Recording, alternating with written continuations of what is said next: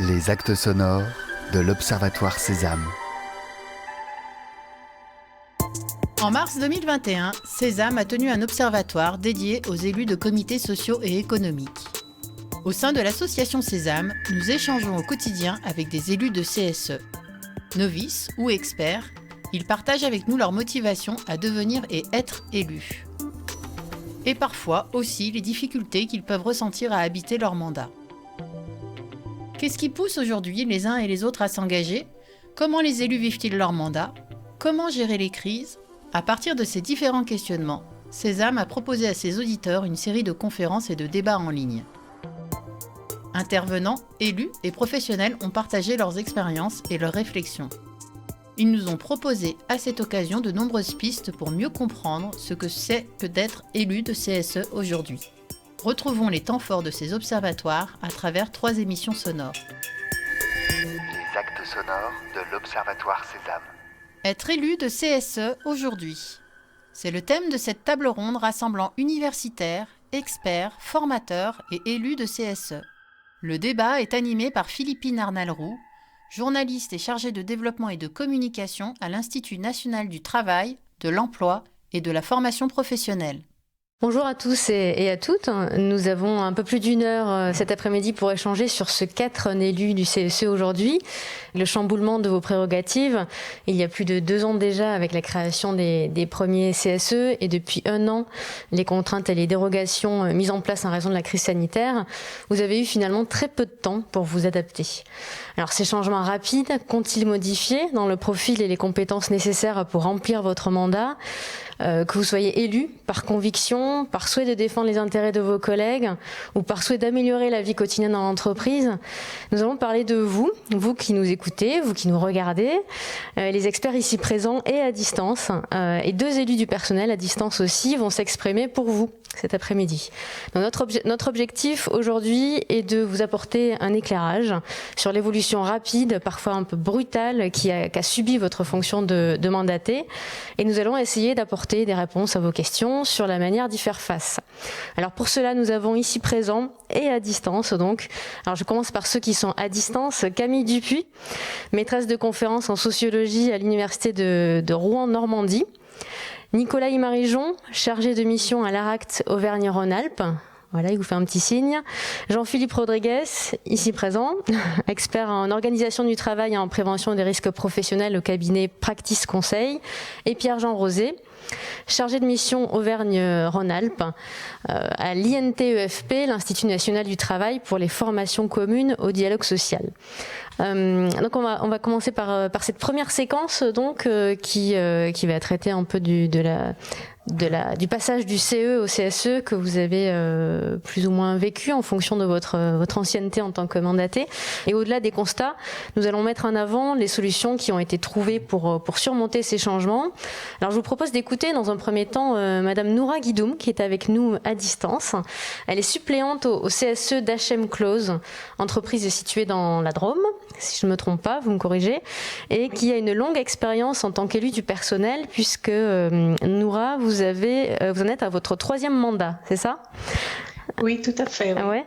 Oui. Alors, donc bonjour déjà. Vous avez été élu en mai 2019 au CSE de votre entreprise qui compte 600 salariés répartis sur 5 sites partout en France. Alors pour vous, quels sont les grands changements qui vous ont marqué avec le passage au CSE, vous qui avez le recul donc pour comparer l'avant et l'après CSE? Alors pour moi, les grands changements, c'est un peu flou parce qu'en fait, on est 44 élus représentant les 5 sites. Donc c'est assez difficile parce qu'il y a beaucoup de novices et déjà, il faut qu'ils se repèrent dans leurs fonctions et leurs rôles. Pour ma part, même avec mon expérience, c'était très flou. Donc j'ai dû apprendre à faire ma place. Je dirais que le plus gros problème, c'est la communication.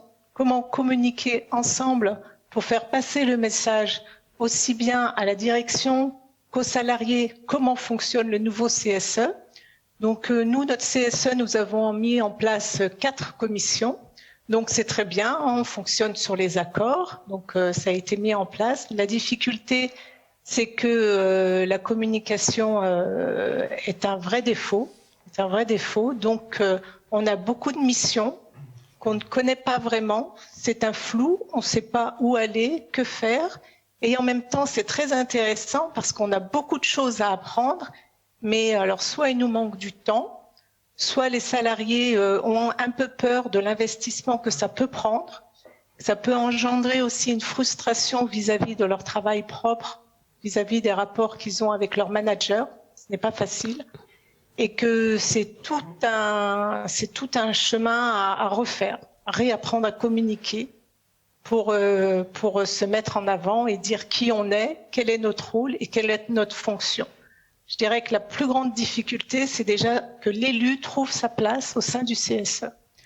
Donc pour ma part, au bout d'un an, et comme j'étais déjà élue CE, j'ai su trouver ma place et je me suis dit, il faut à tout prix assister à toutes les préparatoires qui se font une fois par mois pour avoir un minimum d'informations en concentré, un maximum d'informations mais concentrées. Mais cela ne suffit pas parce que comme je suis suppléante, je ne peux pas participer aux plénières et je trouve qu'être face à la direction quand on a quelque chose à mettre en avant, c'est important.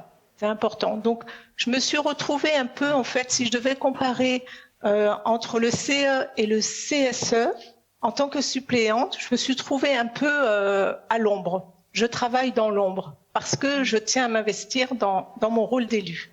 Oui, mais je travaille un peu dans l'ombre pour aider aussi les nouveaux, parce qu'il faut les aider.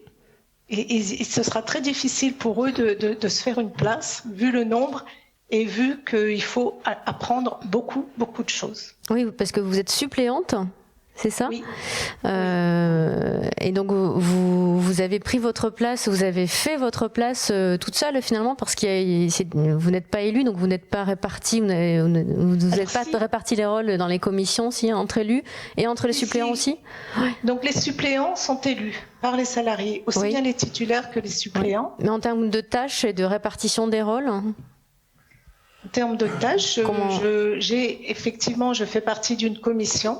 Et donc, comme je fais partie d'une commission, je m'investis beaucoup plus dans ma commission, mais je tiens aussi à connaître comment fonctionnent les autres commissions et ce qu'il y a derrière. Mais c'est pas facile, parce que selon le manager que l'on a, on a la possibilité ou pas. Voilà, parce qu'on nous met quand même des bâtons dans les roues.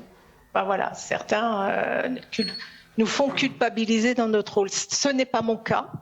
Parce que je dirais pas que je me suis imposée, mais j'ai tout de suite mis un peu en avant mon rôle et que c'était important, que j'avais des heures de délégation que je tenais à utiliser pour pouvoir fonctionner.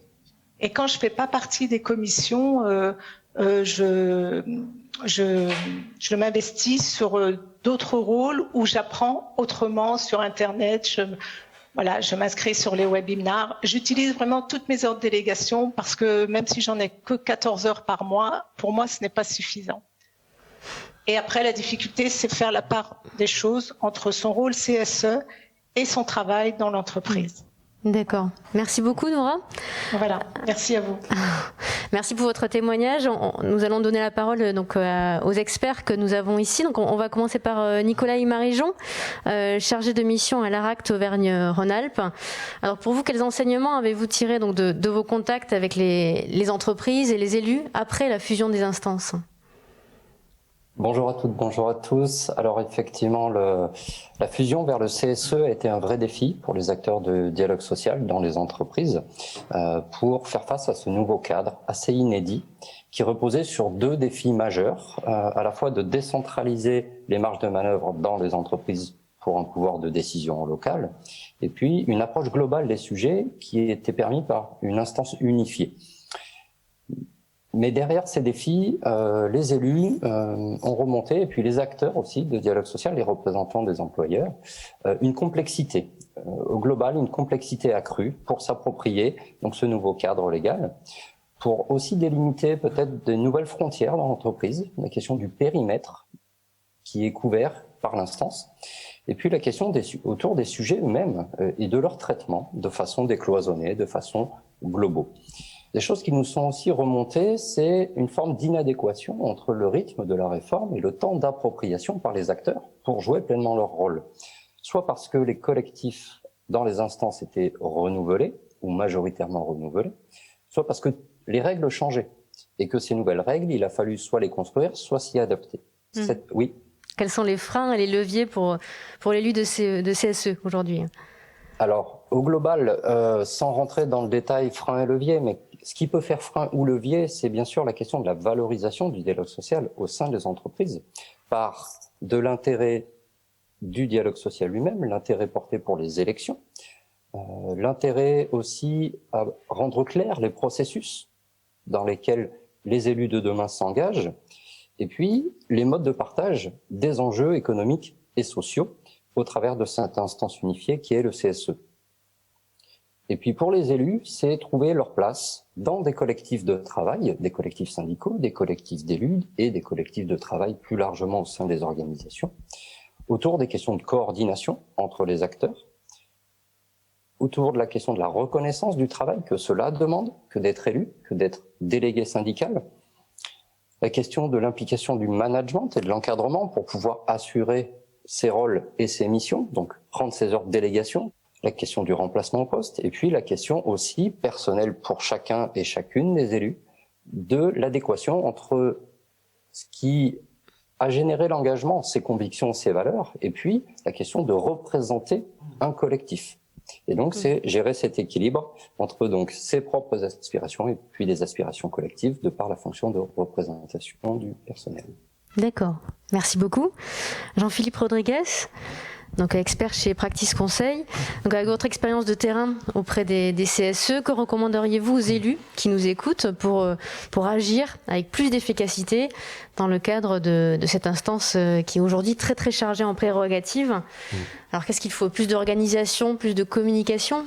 Alors, effectivement, ce qui s'est maintenu dans le passage au CSE, ce sont les prérogatives. Si on a bien gardé quelque chose dans ce passage, c'est quasiment les prérogatives en l'état du CE, du CHSCT et des délégués du personnel.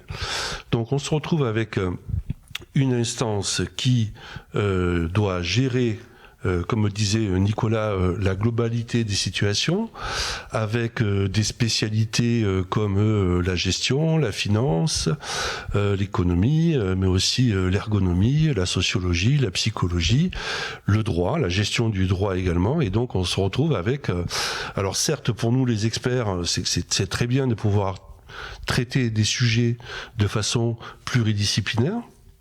Certes, mais pour un élu donc dont on a réduit le nombre et dont on a réduit aussi les heures de délégation, on est quand même face à une montagne qui peut paraître insurmontable. Alors, la pire des choses dans cette situation serait de faire la même chose qu'hier en espérant des résultats nouveaux.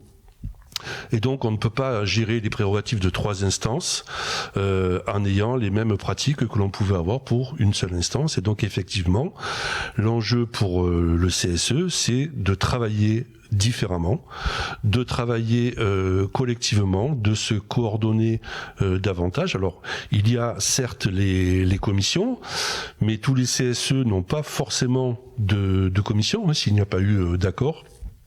Même quand il y a un accord, bien souvent, on n'a que la commission santé, sécurité, conditions de travail. Il nous manque les autres. Mais l'état d'esprit de la commission, c'est vraiment ce qu'il faut arriver à développer dans cette instance, c'est-à-dire de pouvoir travailler des sujets de façon approfondie, en dehors du cadre des réunions, avec la pression que l'on a pu voir ce matin sur les postures, etc. De travailler le fond en commission et de pouvoir remonter après les sujets au niveau des réunions d'instance. Donc c'est une pratique un peu nouvelle pour les élus que vous êtes, d'arriver à avoir cette approche globale. Il y a un besoin impératif, je dirais, alors c'est peut-être un mot assez vulgaire, mais d'optimiser, je dirais, le temps. Pardonnez-moi, mais il y a un réel enjeu d'optimisation dans cette nouvelle instance. Alors justement, donc on a avec nous Madame Caroline Rachel Michel. Vous êtes nouvel élu et secrétaire du CSE de Serre France Cantal depuis janvier 2019. Donc nouvelle, ça fait quand même 2 ans. C'est tout de même votre premier mandat en tant qu'élu du personnel et par conséquent vous n'avez pas le recul de Noura qui s'exprimait précédemment, ni les éléments de comparaison avec le fonctionnement de l'ancien CE. Mais bon, aujourd'hui vous avez quand même 2 ans d'expérience. Vous avez fait un certain nombre de constats sur le fonctionnement actuel et sur les compétences que le mandat exige. Qu'est-ce que vous pouvez nous dire? Je pense que ça va peut-être rebondir sur ce que vient de dire Jean-Philippe. Oui, tout à fait. On aborde la deuxième partie de notre table ronde qui se concentre un peu plus sur le profil un peu de l'élu, le profil de l'élu au sein du collectif. Je voulais vous donner une petite référence en ce début de deuxième séquence. C'est une enquête qui a été menée par l'AFPA en 2017 en préparation de la création de la certification des compétences des mandatés que vous connaissez peut-être. C'est une enquête qui a été réalisée auprès d'une trentaine d'élus et qui a fait ressortir les principales habiletés acquises au cours du mandat. Et donc vous-même élu et puis les experts, vous pourrez rebondir sur ces constats. Donc il en ressortait une liste donc d'habiletés, donc la connaissance de l'entreprise et de son fonctionnement, l'appréhension. Il faut avoir les connaissances en fait, et oui. C'est là où ça fait un peu le lien avec la formation.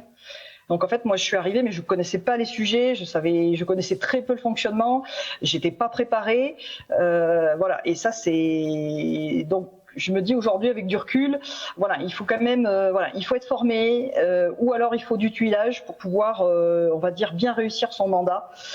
Voilà. Et puis une certaine confiance en soi aussi, parce que c'est vrai qu'on est confronté à la direction, il faut pouvoir, on va dire, affirmer des points de vue, oser demander, et ça nécessite quand même d'avoir un peu de confiance en soi, sinon ça marche pas. Ouais, vous m'aviez dit que vous aviez aussi fait face à un certain découragement dans certaines personnes de l'équipe et que vous avez essayé de remotiver un petit peu votre équipe. Donc en quelques mots, est-ce que vous pourriez nous dire comment vous avez fait pour remotiver un peu votre bureau? Oui, alors moi, ce que j'essaye de faire, c'est que nous, ça a été dès le départ le collectif avant tout. On est unis. Donc, alors une petite victoire quand même, c'est qu'on a obtenu que tous les membres, donc titulaires et suppléants, soient présents à tous les CSE. Ah oui, bravo. Donc ça a permis à toute l'équipe de pouvoir suivre tout ce qui se passe, tout ce qui se dit, etc. Voilà, donc ça c'était un facteur quand même important de motivation. Mais après, ce que j'essaye de faire, c'est de communiquer, de partager un maximum d'informations, voilà, de faire des petites visios de préparation. On se voit 1 heure avant.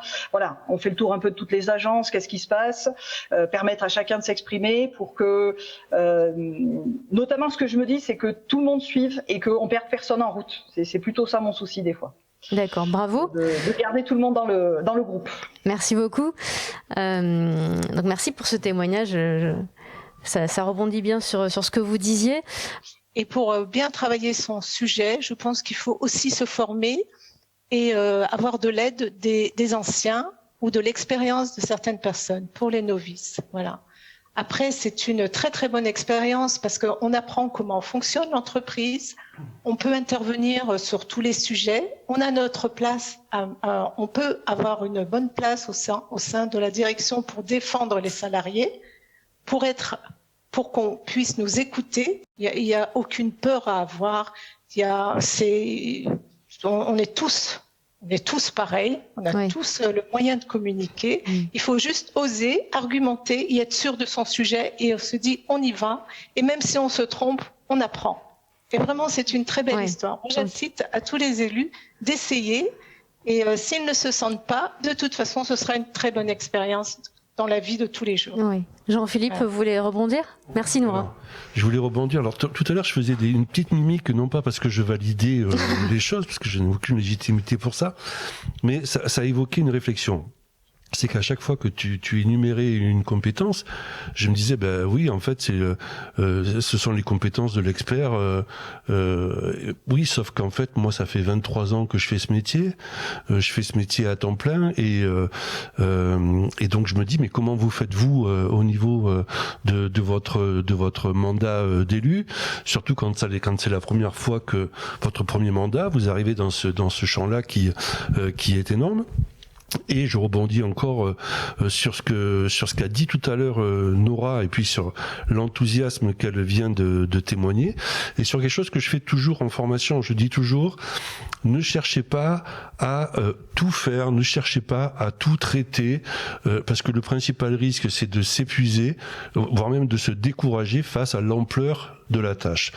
Mais par contre, ce qui est important, c'est être conscient de ce que chacun peut apporter, de ce que chacun a en lui et de ce que chacun peut apporter au collectif. Et je crois que les premiers pas sont à faire sur cette notion-là, c'est-à-dire que, eh bien voilà ce que je sais faire, voilà quelle est ma compétence de départ, voilà ce que je peux apporter modestement, soit je suis titulaire, soit je suis suppléant, et d'apprendre au fur et à mesure, mais en faisant toujours quelque chose qui nous rassure, qui est un peu dans notre zone de confort, et qui nous permet de traiter à la fois, enfin de porter à la fois le mandat, mais aussi, comme Nora l'a souligné, mais aussi notre travail, parce que nous on est experts à temps plein, mais les élus ont aussi une activité, et donc il est important aussi qu'ils gardent de l'énergie pour s'investir dans leur travail, qu'ils arrivent à combiner activité professionnelle et le rôle d'élu. Donc voilà, adopter la posture des petits pas, et que chaque pas qui soit fait en fonction de ce que l'on est profondément. D'accord, voilà. Merci beaucoup. Camille Dupuis, à vous, vous qui avez étudié l'engagement, est-ce que vous pouvez rebondir sur ce sujet des qualités finalement de l'élu individuel ? Oui, moi je vais vraiment dans le même sens que ce qui vient d'être dit, c'est-à-dire que il faut faire attention à cette idée de militantisme, d'engagement, de vocation. Quand on est élu, on est d'abord une personne qui n'a pas forcément l'ensemble des compétences, des connaissances, des moyens pour traiter toutes ces questions-là, et on va apprendre progressivement. Moi, j'ai toujours peur que dire qu'il faut s'engager, qu'il faut militer, etc., ce soit en fait des freins pour plein de salariés qui aimeraient donner un coup de main, mais qui ont peur de pas être à la hauteur. Et donc, je pense qu'il faut vraiment rappeler aux élus présents que c'est normal de pas être en capacité de tout faire. Comme vous venez de le rappeler, on vous demande d'être des experts juridiques, économiques, financiers, etc. Alors que pour la plupart, vous n'êtes pas du tout formés à ces questions-là, alors que les RH face à vous, eux, sont formés à ces questions-là, et que les experts qui peuvent vous accompagner sont aussi formés à ces questions-là. Mais c'est normal pour les élus de pas maîtriser l'ensemble des questions. Donc je pense qu'il faut vraiment voilà, c'est un métier dont on va apprendre, dans lequel on rentre en fait sans compétences, et on va les acquérir au fur et à mesure. Et donc il faut pas il faut pas avoir peur d'y aller, et en même temps il faut y aller en toute humilité, en sachant qu'on va apprendre au fur et à mesure. On aborde la deuxième partie de notre table ronde, qui se concentre un peu plus sur le profil un peu de l'élu, le profil de l'élu au sein du collectif. Je voulais vous donner une petite référence en ce début de deuxième séquence. C'est une enquête qui a été menée par l'AFPA en 2017 en préparation de la création de la certification des compétences des mandatés, que vous connaissez peut-être. C'est une enquête qui a été réalisée auprès d'une trentaine d'élus et qui a fait ressortir les principales habiletés acquises au cours du mandat.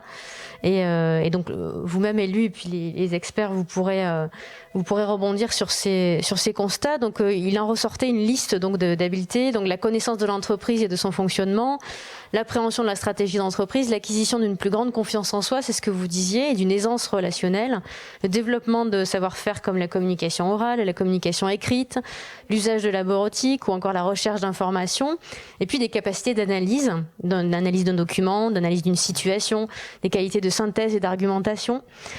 Merci d'approuver, Jean-Philippe. Noura Guidoum, je vous redonne la parole. Vous avez 12 ans de mandat derrière vous et vous avez pu constater, j'imagine, vous personnellement et puis autour de vous, que la pratique du mandat permettait de développer ces nouvelles compétences. Et est-ce que vous êtes d'accord finalement avec cette liste que je viens d'énoncer ? Et pour vous, finalement, est-ce que vous avez d'autres qualités que vous pourriez citer pour un élu novice qui démarre un mandat? Qu'est-ce qui est nécessaire d'avoir en soi? Alors oui, je suis tout à fait d'accord avec vous. Donc c'est vrai, ce qui est nécessaire, je dirais qu'il faut être persuasif et surtout avoir quand même un tempérament bien trempé, être dans la fonction, s'investir et vraiment se donner dans sa mission et dans son rôle. Donc pour un novice, ça peut être un aperçu, une nouvelle fonction pour lui, et puis se dire je me suis trompé parce que je n'y arriverai pas, j'ai des peurs, se rendre compte qu'il n'est pas fait pour ça, parce que je pense qu'il faut avoir, je dis pas un charisme, mais une certaine posture. Alors au début on ne l'a pas, mais on sait si on peut l'avoir ou pas par la suite. Voilà. Vous parliez de ténacité aussi, de pugnacité. De ténacité, et puis vraiment d'avoir des arguments quand on veut défendre quelque chose, parce que si on n'a pas d'arguments, on est vite mis sur la touche, quoi, vis-à-vis de la direction, je pense. Et donc bien travailler son sujet. Et pour bien travailler son sujet, je pense qu'il faut aussi se former et avoir de l'aide des anciens ou de l'expérience de certaines personnes pour les novices. Voilà. Après, c'est une très très bonne expérience parce qu'on apprend comment fonctionne l'entreprise. On peut intervenir sur tous les sujets. On a notre place. On peut avoir une bonne place au sein de la direction pour défendre les salariés, pour qu'on puisse nous écouter. Il y a aucune peur à avoir. On est tous pareils, on a tous le moyen de communiquer. Il faut juste oser, argumenter et être sûr de son sujet, et on se dit on y va, et même si on se trompe, on apprend. Et vraiment, c'est une très belle histoire. J'incite à tous les élus d'essayer, et s'ils ne se sentent pas, de toute façon, ce sera une très bonne expérience dans la vie de tous les jours. Oui. Jean-Philippe, vous voulez rebondir sur ce qu'a dit tout à l'heure Nora, et puis sur l'enthousiasme qu'elle vient de témoigner, et sur quelque chose que je fais toujours en formation. Je dis toujours, ne cherchez pas à tout faire, ne cherchez pas à tout traiter, parce que le principal risque, c'est de s'épuiser, voire même de se décourager face à l'ampleur de la tâche. Mais par contre, ce qui est important, c'est être conscient de ce que chacun peut apporter, de ce que chacun a en lui et de ce que chacun peut apporter au collectif. Et je crois que les premiers pas sont à faire sur cette notion-là, c'est-à-dire que, eh bien voilà ce que je sais faire, voilà quelle est ma compétence de départ, voilà ce que je peux apporter modestement, soit je suis titulaire, soit je suis suppléant, et d'apprendre au fur et à mesure, mais en faisant toujours quelque chose qui nous rassure, qui est un peu dans notre zone de confort, et qui nous permet de traiter à la fois, enfin de porter à la fois le mandat, mais aussi, comme Nora l'a souligné, mais aussi notre travail, parce que nous on est experts à temps plein, mais les élus ont aussi une activité, et donc il est important aussi qu'ils gardent de l'énergie pour s'investir dans leur travail, qu'ils arrivent à combiner activité professionnelle et le rôle d'élu. Donc voilà, adopter la posture des petits pas, et que chaque pas qui soit fait en fonction de ce que l'on est profondément. D'accord, voilà. Merci beaucoup. Camille Dupuis, à vous, vous qui avez étudié l'engagement, est-ce que vous pouvez rebondir sur ce sujet des qualités finalement de l'élu individuel? Oui, moi je vais vraiment dans le même sens que ce qui vient d'être dit, c'est-à-dire que il faut faire attention à cette idée de militantisme, d'engagement, de vocation. Quand on est élu, on est d'abord une personne qui n'a pas forcément l'ensemble des compétences, des connaissances, des moyens pour traiter toutes ces questions-là, et on va apprendre progressivement. Moi, j'ai toujours peur que dire qu'il faut s'engager, qu'il faut militer, etc., ce soit en fait des freins pour plein de salariés qui aimeraient donner un coup de main, mais qui ont peur de ne pas être à la hauteur.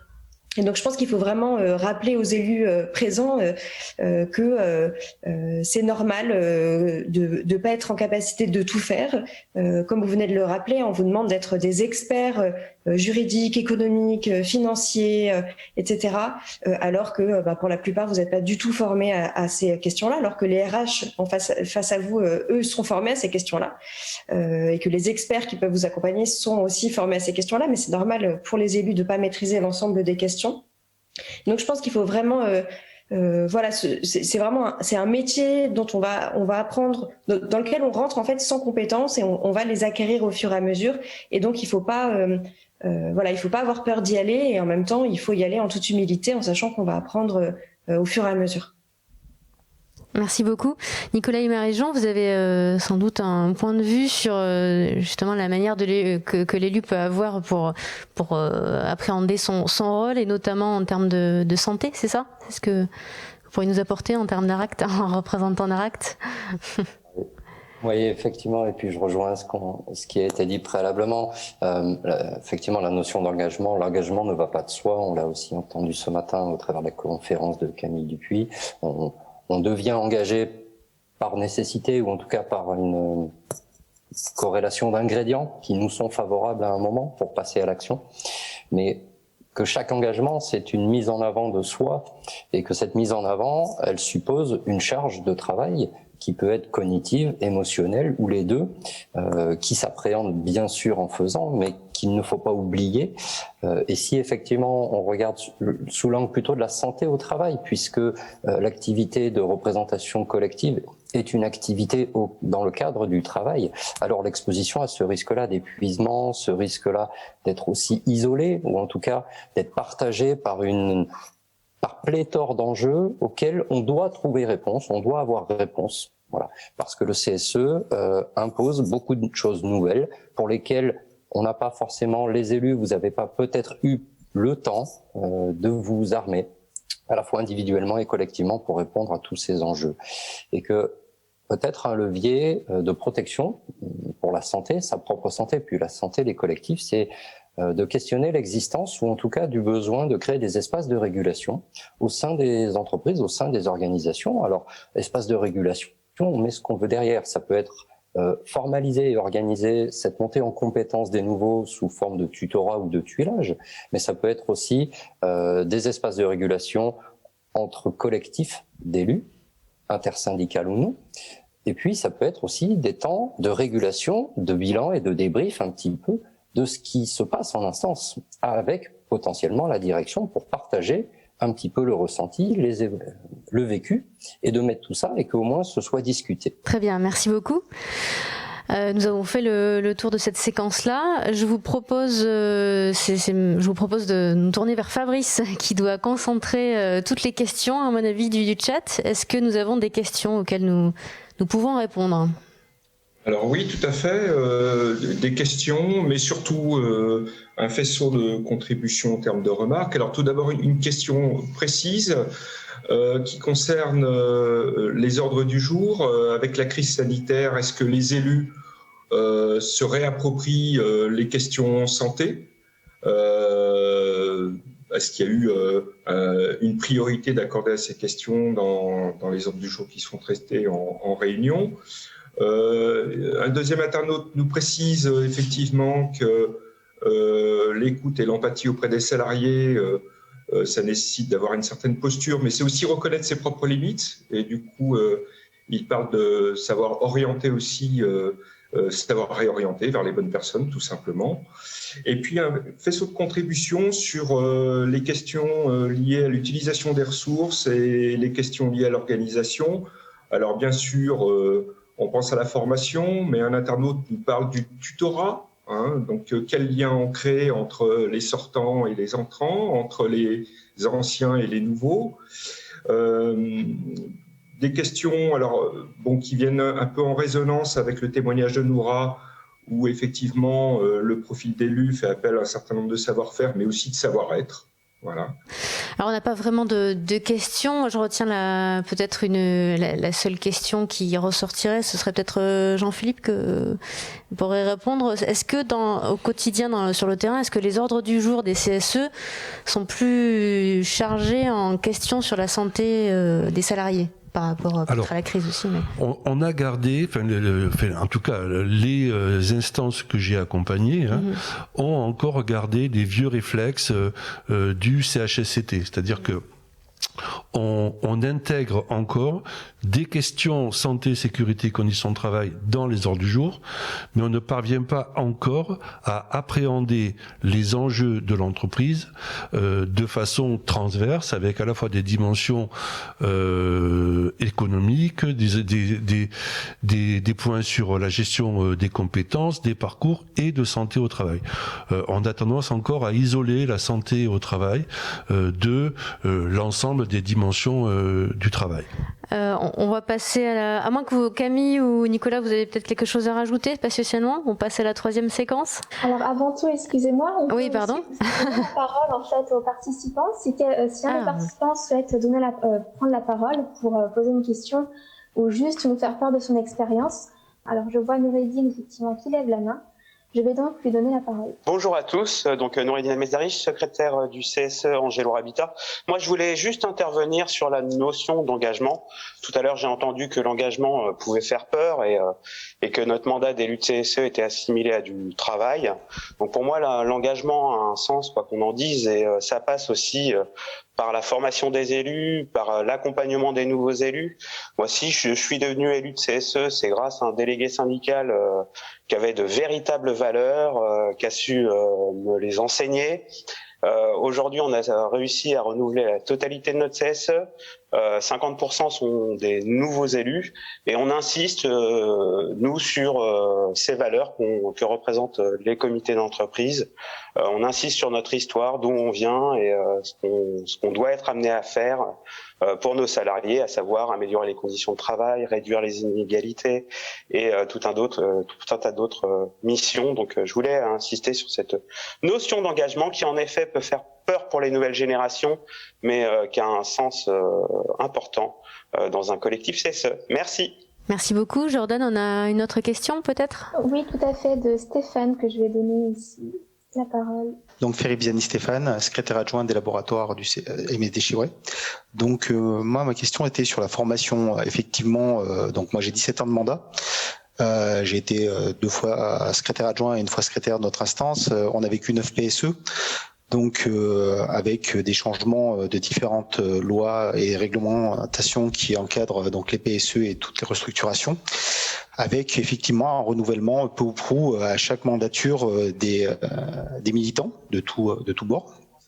Moi, là, ma question, c'est sur la formation. On a des formations qui sont très généralistes et qui sont entre guillemets formatées.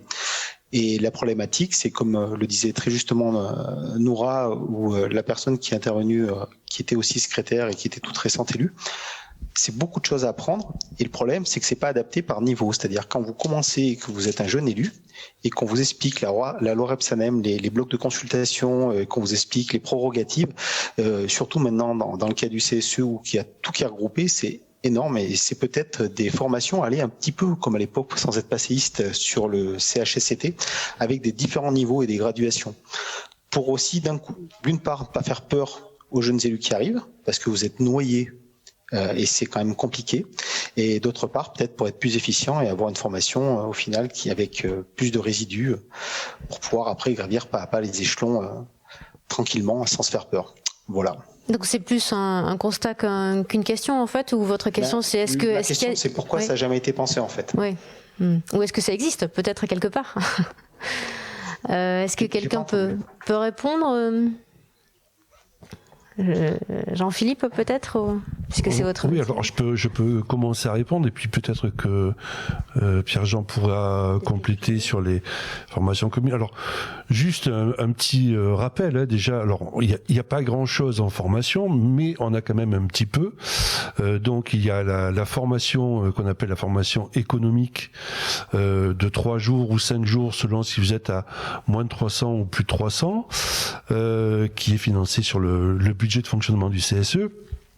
Il y a la formation santé, sécurité, conditions de travail, pareil, 3 à 5 jours. Alors 3 à 5 jours pour les titulaires et les suppléants. Donc les suppléants ont aussi la possibilité d'être formés au CSE sur les dimensions santé, sécurité et conditions de travail. Et puis ensuite, il y a aussi les formations communes au dialogue social. Donc Pierre-Jean pourra en parler. Donc on n'a pas grand-chose, mais le peu que l'on a, il faut l'exploiter au mieux. Mais vas-y, Pierre. Alors peut-être de manière très rapide, et puis tout à l'heure, Pierre-Jean vous présentera... Un peu plus tard, non, ouais. C'est effectivement l'idée des formations communes au dialogue social. Commune, ça veut dire commune aux représentants des salariés et aux représentants des employeurs. Et donc c'est une idée qui est intervenue dans la loi depuis 2016, qui est de faire participer à une même formation donc ces représentants des employeurs et des salariés. Et l'idée justement, c'est à côté des formations réglementaires qui viennent d'être exposées, il peut y avoir possibilité de se mettre d'accord ensemble pour travailler à une formation précise, pour une action précise du CSE ou pour un projet de l'entreprise que l'employeur souhaite partager et construire avec les salariés, ou enfin voilà, un petit peu une formation sur mesure en direction à la fois des employeurs et des salariés pour travailler ensemble aux réponses communes à une problématique donnée. Très bien. Donc nous abordons la séquence sur le CSE et la crise. Alors nous venons de traverser une année difficile qui n'est pas terminée, si je parle pas de l'année civile, avec des dérogations dans le fonctionnement réglementaire de l'entreprise et par conséquent du CSE, le télétravail forcé, les réunions en visioconférence, les délais de consultation réduits, etc. Caroline Rachel-Michel, je vous interpelle à nouveau. On a parlé tout à l'heure des qualités nécessaires aux élus du personnel. Est-ce que vous avez constaté finalement que ces qualités nécessaires avaient été pas exacerbées, mais l'exigence avait été exacerbée ou intensifiée au niveau du CSE par rapport à la crise? Est-ce que la crise a exacerbé cette exigence qu'on a peut-être en tant qu'élu? Une chose est sûre, c'est que la crise, pour nous, elle a renforcé notre rôle et nos liens. Parce que c'est vrai que donc il y a un an, quand le confinement a été mis en place, au début, ça s'est mis en place, on va dire de manière presque simple. On a fait des visios, voilà, des espèces de mini CSE, de mini réunions CSE, toutes les semaines au départ. Donc il y avait une véritable volonté entre la direction et puis nous, les élus, d'échanger sur la situation. Donc c'est vrai que ça a permis, disons l'engagement a pris tout son sens, je pense. Après, il a fallu, parce qu'il y a eu des sujets quand même, on va dire épineux, ou des sujets sur lesquels on n'était pas d'accord. Et là, ça a demandé de la ténacité. Il a fallu qu'on remette plusieurs fois à l'ordre du jour des choses, qu'on en reparle, qu'on lâche pas, pour faire avancer sur certains dossiers. Et c'est encore le cas aujourd'hui, puisqu'il y a des sujets sur lesquels on les remet. Le chapitre Covid est là à toutes les réunions encore. Et il y a encore des sujets qui reviennent parce qu'il y a des choses sur lesquelles, avec la direction, on n'est pas forcément d'accord. Voilà. Merci. Noura Guidoum, donc la situation d'urgence dans laquelle la crise vous a positionné, vous a poussé collectivement à trouver des solutions, notamment en termes de communication. C'est vrai que ce mot revient quand même très souvent. Vous en parliez ce matin, je crois. Donc vous pouvez peut-être nous dire ce qui a été mis en place entre les élus et la direction ? Alors, moi, je dirais que la Covid a été une bonne chose, comme on dit, un mal pour un bien. Oui. Effectivement, ça a rapproché la direction des élus CSE, parce qu'on a travaillé main dans la main pour mettre des solutions en œuvre pour rassurer les salariés sur cette maladie et sur cette crise. Donc non seulement on a eu un dialogue plus soutenu avec la direction pour communiquer vis-à-vis des salariés sur sur la situation, sur les aides qu'on pouvait apporter, qu'on pouvait rassurer les salariés, et d'un autre côté, les salariés aussi se sont rapprochés des élus pour enfin comprendre malheureusement que l'élu n'est pas là que pour gérer une billetterie. Donc en fait, ça a été vraiment un point positif des deux côtés. Et vous avez mis en place des référents par site, si j'ai bien compris. Oui. En fait, nous avions mis en place une réunion toutes les semaines, une fois par semaine, avec l'ensemble des élus. Ceux qui pouvaient y participer, il n'y avait aucune obligation. Et du côté de la direction, il y avait une cellule de crise qui s'appelait la cellule de crise Covid, qui revenait vers quelques responsables des élus pour communiquer et mettre en place ce qu'il fallait mettre en place, pour soit par des flyers, soit par des communications internes, soit par mail. Et je trouvais que c'était une très très belle expérience parce que il faut pas se dire qu'en tant qu'élu on a des convictions, mais la direction a besoin de nous, mais nous avons besoin d'elle aussi pour fédérer une entreprise, pour travailler ensemble. Et le but, c'est d'améliorer la qualité de vie de l'employé au sein de l'entreprise. Merci beaucoup. On revient vers nos experts. Nicolas et Marie-Jean, dans votre pratique auprès des élus, vous avez constaté que la crise avait été révélatrice de freins et de leviers. Vous en parliez tout à l'heure. On parlait des freins et des leviers du passage du CE au CSE. Maintenant, quels sont-ils par rapport à la crise ? Alors, peut-être que le premier enseignement de la crise a été de remettre sur le devant de la scène la question de l'importance des instances de représentation du personnel et du CSE pour organiser collectivement les activités dans les entreprises.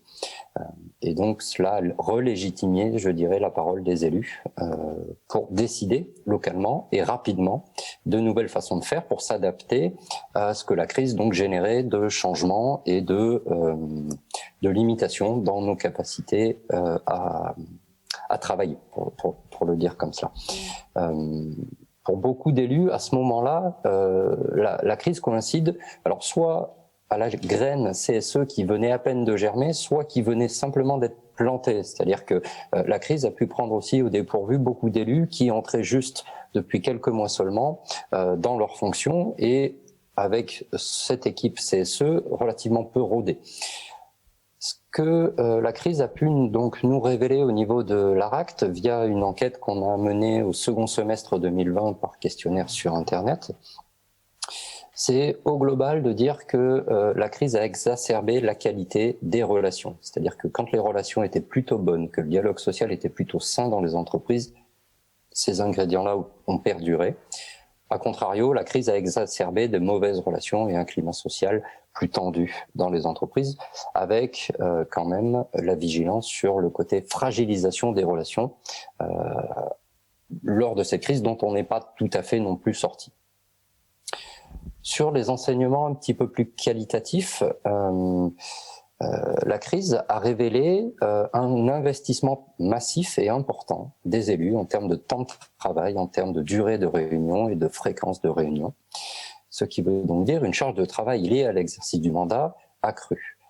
Si les modalités qui ont permis les échanges et les formes de dialogue entre des élus et des directions étaient globalement adaptées pour faire face aussi à ce dialogue distancié via les nouveaux usages des technologies de l'information et de la communication.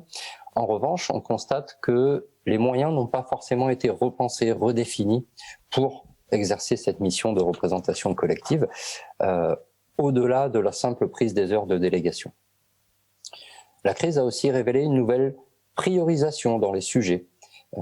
Et globalement, c'est une remontée des sujets qui ont attrait aux conditions réelles de travail, à ce qu'il se passe réellement sur le terrain à l'occasion du travail. Donc c'est des questions liées à l'organisation, au temps de travail, des questions liées bien sûr à l'emploi et au statut dans les entreprises, la question de la reconnaissance et finalement la question du bien vivre ensemble et du bien travailler ensemble. Donc on sent qu'il y a, ça fait écho à ce que disaient Noura et Caroline. Hein. Jean-Philippe, vous avez Jean-Philippe Rodriguez, donc de Practice Conseil. Oui, alors du côté de ma pratique et des CSE que j'accompagne, pour moi la crise n'a pas eu de vertu de transformation sur la qualité du dialogue social. C'est-à-dire que dans les entreprises dans lesquelles il y avait un bon dialogue social, on a vu un CSE qui a bien fonctionné. Dans celles où le dialogue social était beaucoup plus compliqué, il est resté compliqué aussi au cours de la crise. Par contre, l'avantage entre guillemets de cette crise, c'est que je trouve qu'elle a bien repositionné les questions de santé, sécurité, conditions de travail, que elle a donné en tout cas la pleine mesure du CSE sur ces questions-là, parce que on avait peut-être peur dans l'intervalle entre 2017 et la crise sanitaire que le CSE anéantisse le CHSCT. Or, la crise sanitaire nous montre que non, pas du tout. Les questions de santé, sécurité, conditions de travail sont encore bien là et bien présentes. Et ça a eu une vertu aussi, c'est peut-être de mettre tout le monde au même niveau quand la crise est arrivée, puisque le CSE a dû parler d'un sujet que personne ne connaissait et tout le monde découvrait en même temps. Voilà. Camille Dupuis, quel est vous qui étudiez l'engagement des élus, donc comment vous analysez cette crise? Alors moi j'ai été assez heureuse d'entendre les témoignages de Nora et Caroline qui étaient plutôt positifs. Moi dans les enquêtes que j'ai conduites, alors plutôt auprès de grandes entreprises et la plupart qui venaient juste de passer au CSE, vraiment la dernière limite au 1er janvier 2020. Donc il y avait vraiment des CSE qui se mettaient juste en place. J'ai plutôt été témoin de grandes difficultés dans la gestion des questions de santé et avec à mon avis en fait 2 éléments qui se sont ajoutés. Le premier élément dont j'ai déjà parlé ce matin, c'est que avec la fusion des instances, il y a une forme d'éloignement du travail de terrain. On a moins d'élus, on n'a plus de CHSCT, on a bien sûr des commissions CHSCT, mais qui ont plus le même poids. On a des représentants de proximité, mais qui n'ont pas la même légitimité et puis pas les mêmes droits auprès de l'employeur que les délégués du personnel, quand ils existent, parce que les représentants de proximité n'existent pas partout.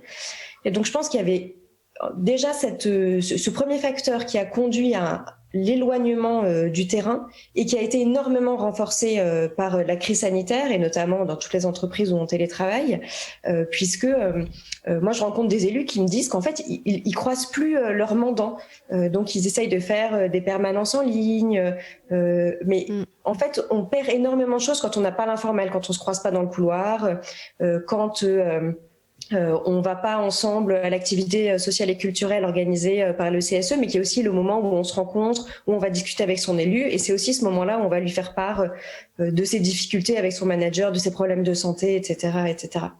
Et donc toute cette perte de l'informel, conjuguée à un éloignement des élus de leurs mandants, il y a vraiment une double contribution à un éloignement qui a vraiment rendu les choses compliquées pour les élus, à mon sens, et qui conduit dans plein de situations, moi de ce que j'ai vu, à une forme en fait de découragement, de lassitude. Ils ont l'impression d'être tout seuls en fait, et avec la crainte de passer à côté de situations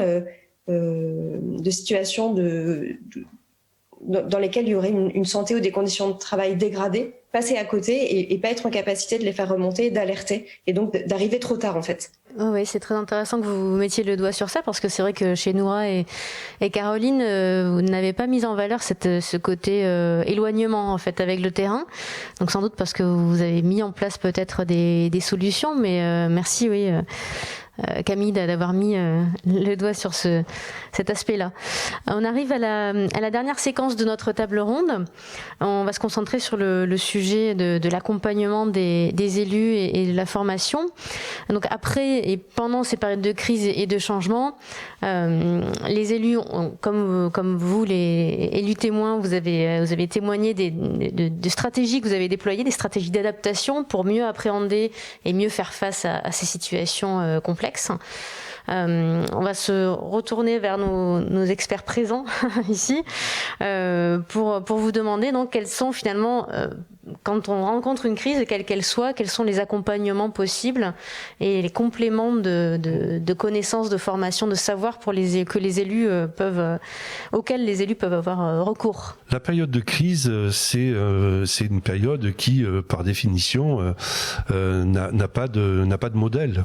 On ne sait pas finalement quel modèle appliquer dans une situation de crise.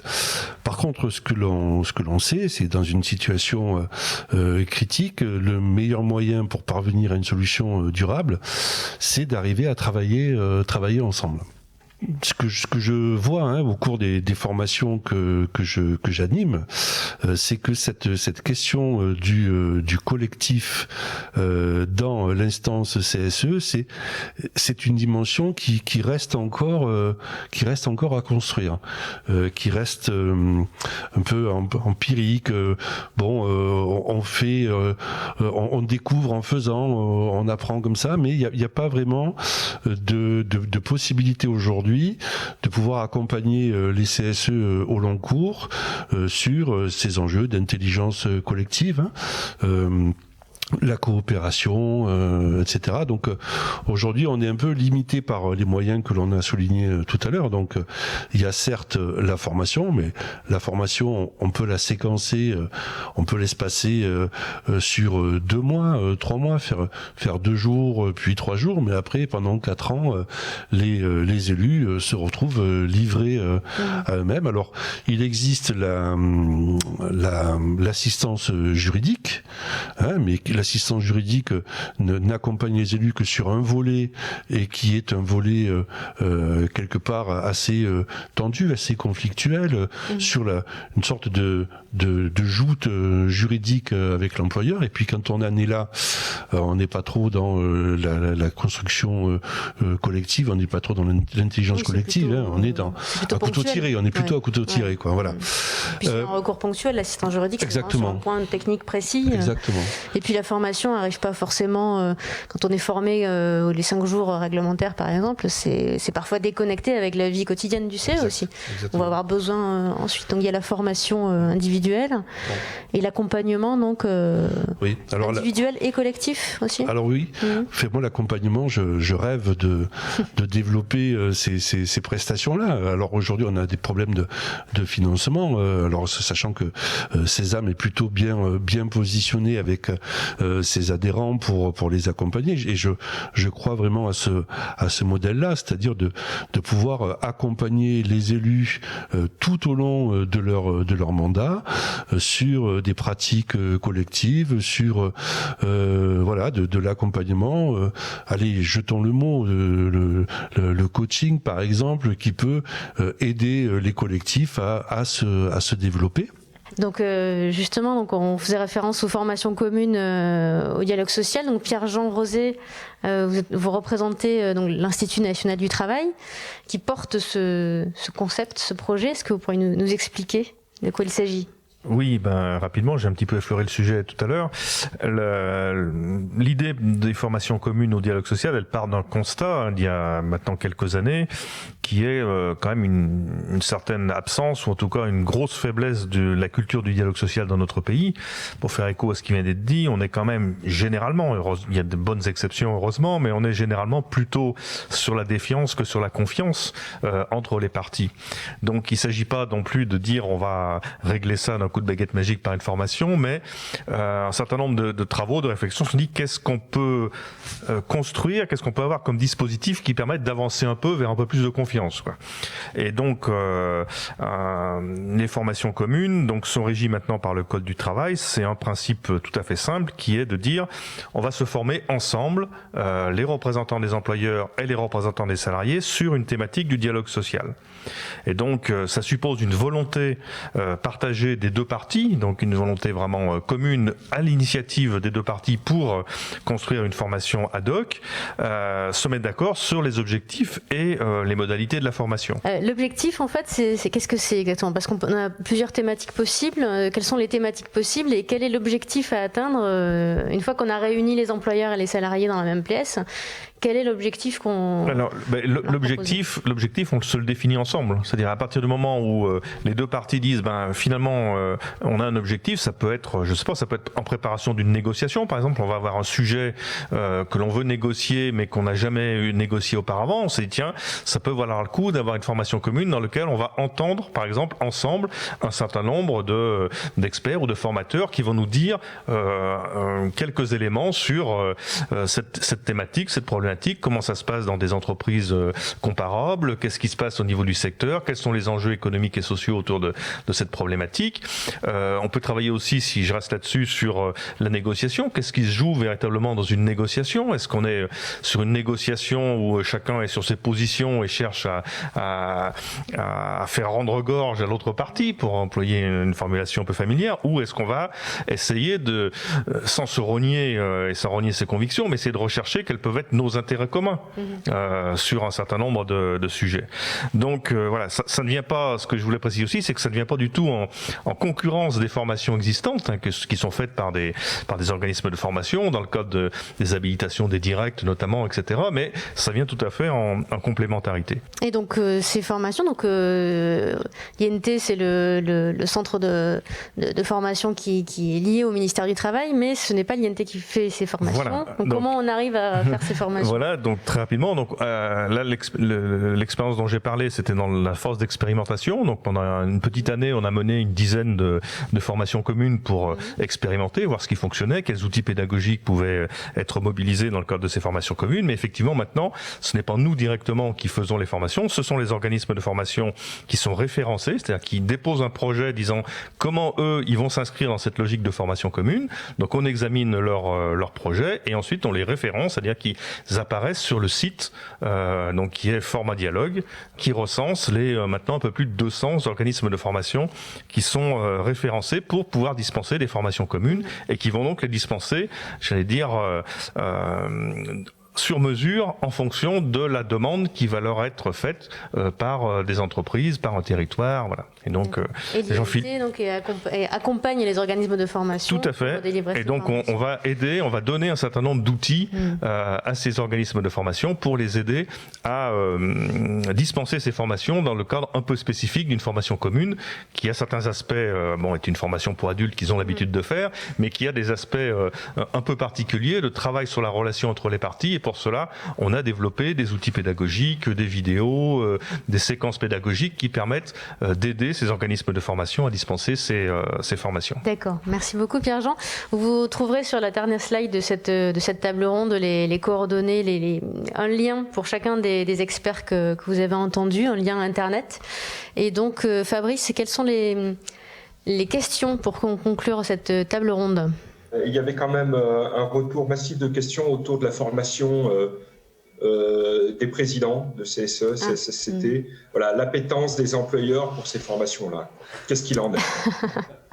L'expert formation. Oui, moi j'ai formé 2 présidents depuis 3 ans. J'ai renoncé à proposer les formations de président parce qu'il n'y avait pas d'inscription. Et bien souvent les participants aux formations nous disent mais c'est bien ce que l'on voit en formation nous, mais ça serait bien que les présidents voient aussi la même chose. Donc moi là-dessus j'ai pas d'éléments pour expliquer ce faible engouement pour la présidence des instances, parce que je dirais que c'est un vrai talent d'animer une instance. Donc je ne sais pas comment ces personnes se forment.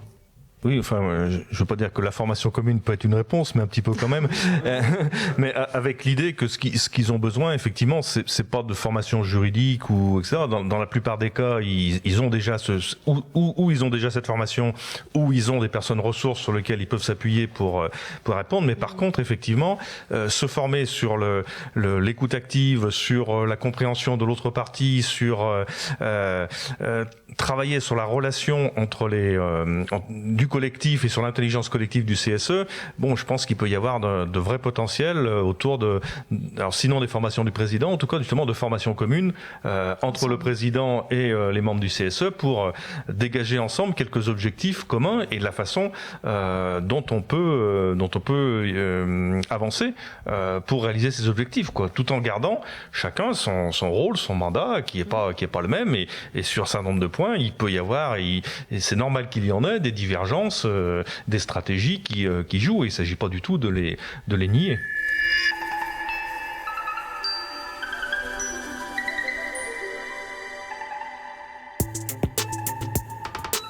Sésame vous a présenté la table ronde observatoire sur le thème « Être élu de CSE aujourd'hui », enregistrée en mars 2021 à L'Onde Porteuse.